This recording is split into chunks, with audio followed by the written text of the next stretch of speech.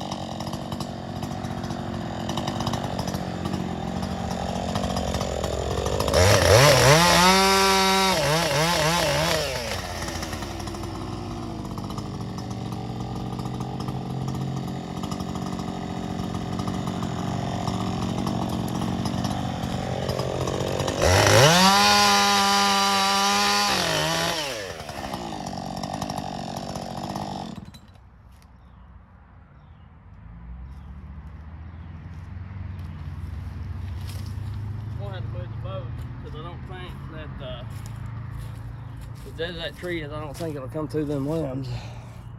Or it's gonna get hung up, so I'm gonna try to feed it out. It's bone heavy this side, but the lean, that very top part up there, is going back into the woods. Which I wouldn't mind falling it back in the woods, but it's not necessarily on us. I think this is a line tree, right at the line. So, actually I think it's this side of the line. I think that tree back there in the corner is actually theirs. So, but anyway, get the boat and I'll bring y'all back. Alright, before anybody says anything, I do not have my hard hat. I forgot it. So, I will not have a hard hat on, and I really should on this tree because it is a dangerous tree. It's half dead. I'll try to cut it up kind of high so I can get into some good wood. Maybe I can spin it right off through here. I don't know.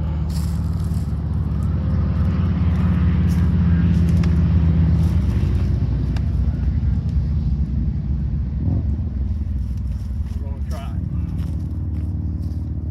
I'm gonna try to aim it more this way because it's wanting to go. The lean's actually out towards y'all.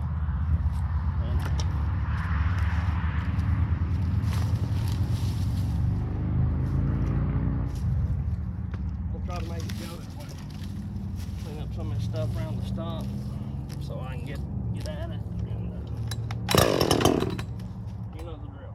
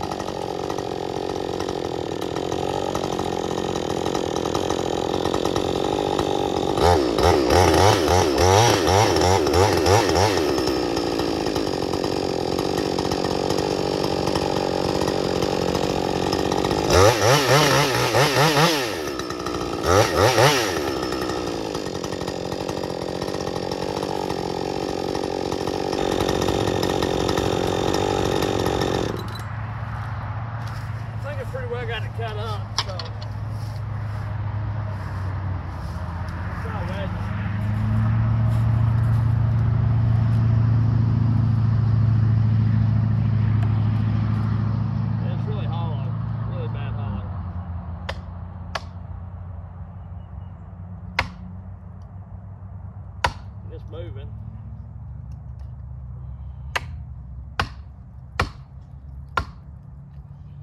Want to go, it's probably going to spin off towards y'all, really.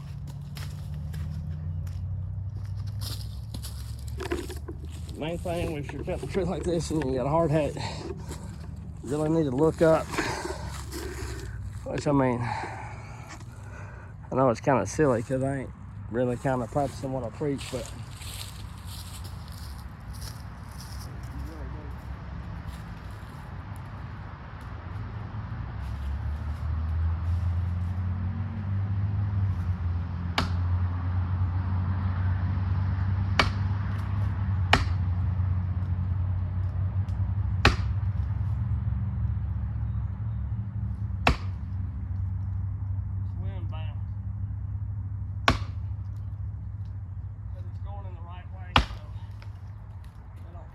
too bad. If I was around the house, it would.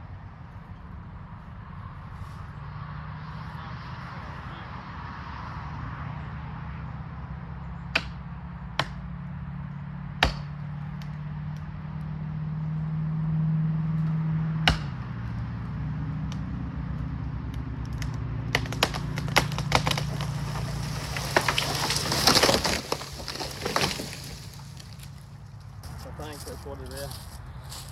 It's not massive, but not bad. It's just, it was really dead. And I should have had a hard hat, but I didn't. So I cut that with the 562. I'm gonna get the stump down lower real quick and clean it up. That 562 is really cutting good.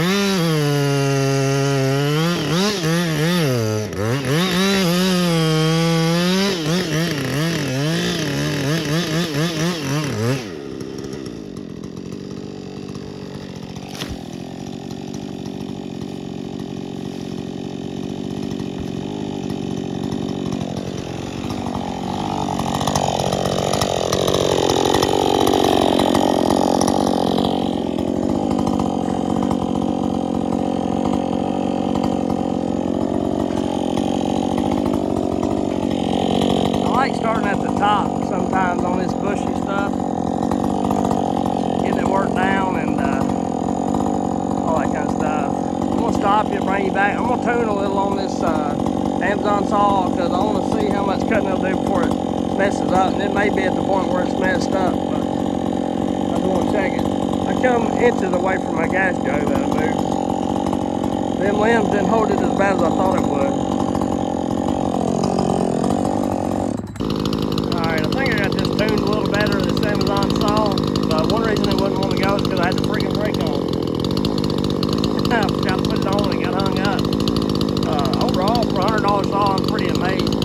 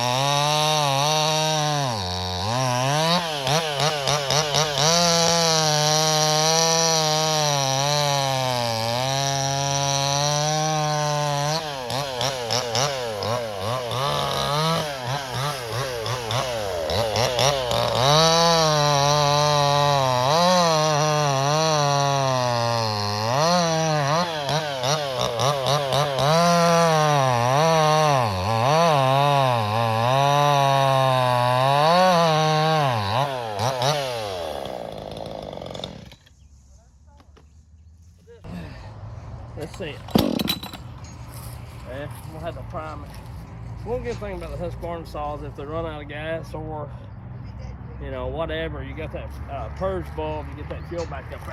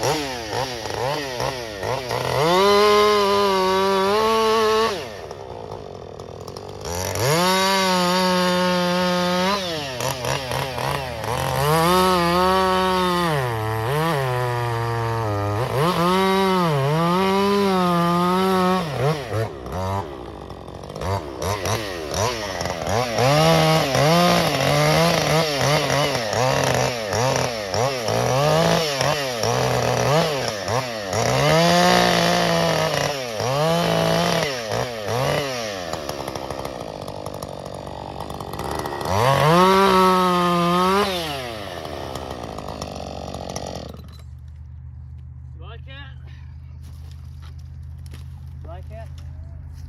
You do? Let me take it like that. Hang on. Well, I think my camera got shut off, removed or something, or it quit, or it got too hot. Got the rest of that bucked up, but just like a little buck right there.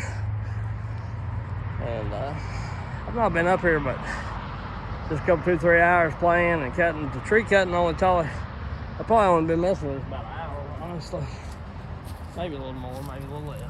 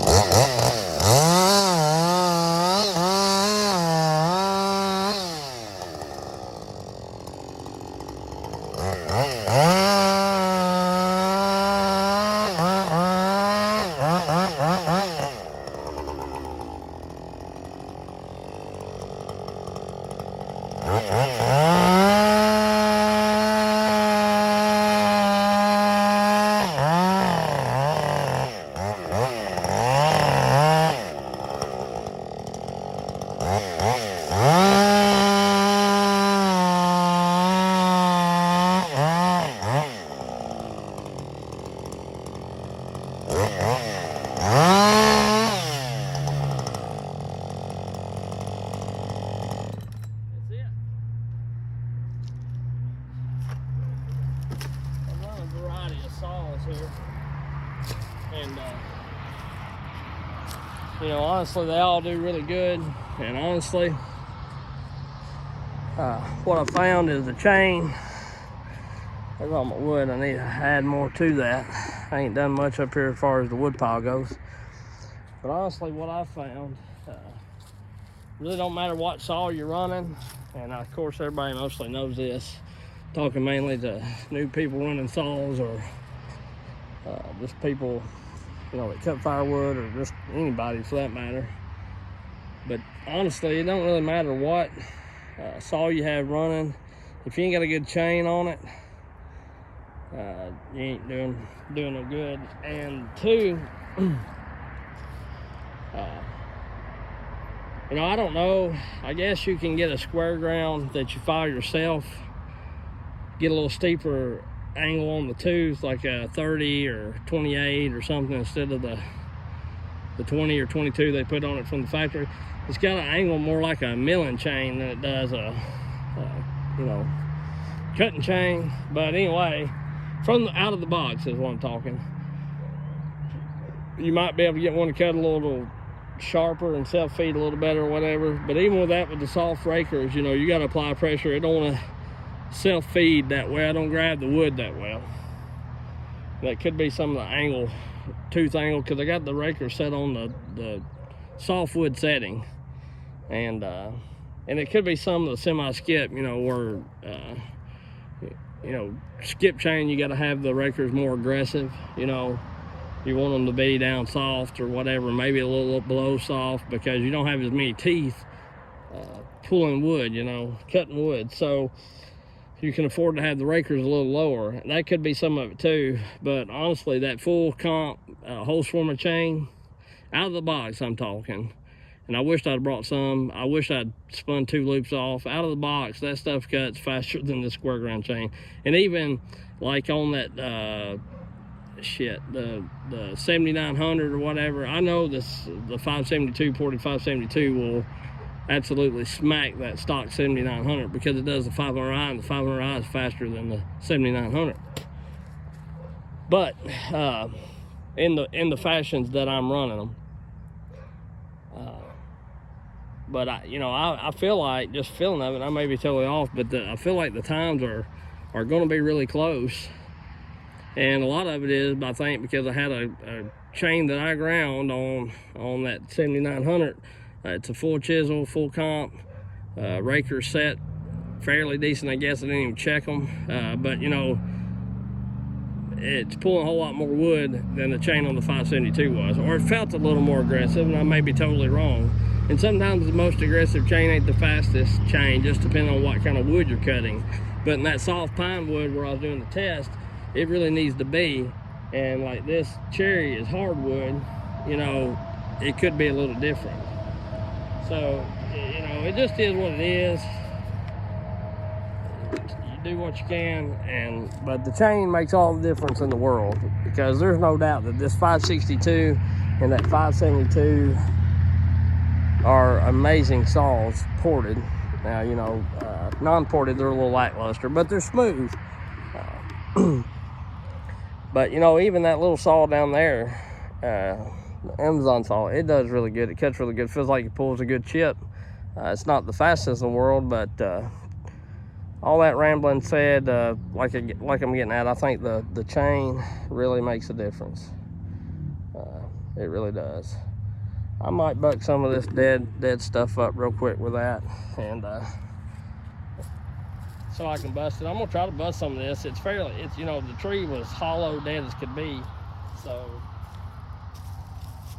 you know, it's not gonna hurt it to be firewood, I guess. And the 562, you know, they still have a little bit of a problem starting, but if you pump your purge bulb, they typically do pretty good.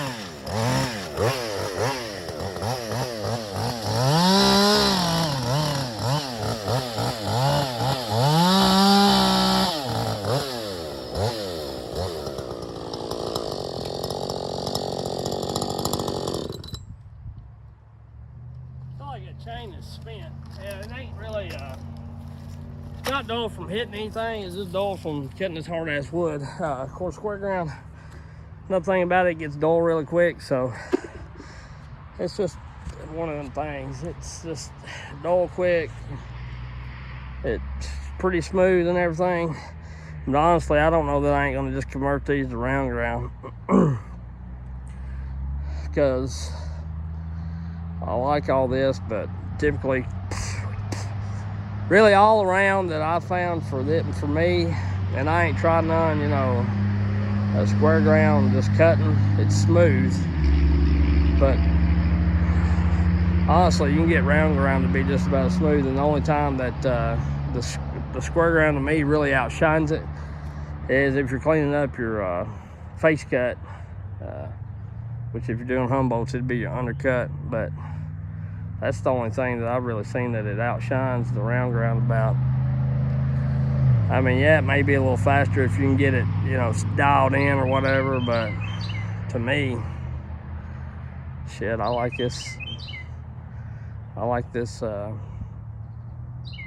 round ground. I made all the chains that I've dulled to this so far. I may convert a couple of them to round ground and just, or my grind, you know, the square grind, not the square grind, but what I call the square grind, kind of like the factory Hostforma or the factory EXL grind, and see if I can't get it to do just as good and kind of compare them. So by feel or whatever. And I'm still, when I think about it, next time I come up here, next time I go cutting somewhere, I want to try to get a loop of that factory square ground, get a loop of the factory Hostforma, and test them out and see which one cuts faster. So anyway, we'll catch y'all on the next one. I've got a lot of little snippets and clippets of different things. I'm gonna break it up so it ain't all one big long video, because I cover, I do quite a bit of different stuff, and I'm gonna try to, even though I'm not anybody to be telling anybody what to do, really, but I'm gonna try to start explaining my method on the reason why I do things the way I do them, and how I do them a little more, and why I do them that way instead of just cutting and falling, which, it's, my stuff's pretty well cut and dry, but every once in a while I get into hairy situations, like this big dead back leaning joker here, which it wasn't really that big of a deal. If it did go back, there wasn't no homes around, but just like that one spruce tree I pulled off the trailer or house, whatever you want to call it. One guy tried to correct me about that. You got jackasses out there everywhere that try to tell you all kinds of stuff, but yet they won't run a channel. They don't do a channel. They just want to get on everybody else's and try to tell how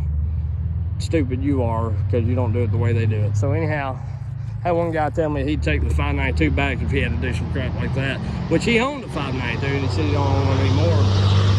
I just did that JB Weld deal to see if it helps. I'm sure if it breaks, then Husqvarna will pay to fix it. And they've already, where I understood from either Donnie Walker or that Hot Sauce 101, one of them people that deals directly with Husqvarna, they're already trying to fix the issue. So be what it may, you got people out there all kinds, and I try not to say nothing to them, but stupidity this day and age, I just I try to overlook it, but there's so much of it anymore in different realms of the things that I do throughout the week and in my life, that it just gets old. You know what I'm saying? That people can be as silly and ignorant as they are. So it's hard for me not to try to say something. And I'm not the smartest person in the world, but I don't get on other people's crap and try to tell them how to do it when I don't know their situation and don't know what they had going on. So if someone asks an opinion, I'll nicely voice my opinion, but that is all that it really is. We'll catch y'all on the next one. I may try to split some of this.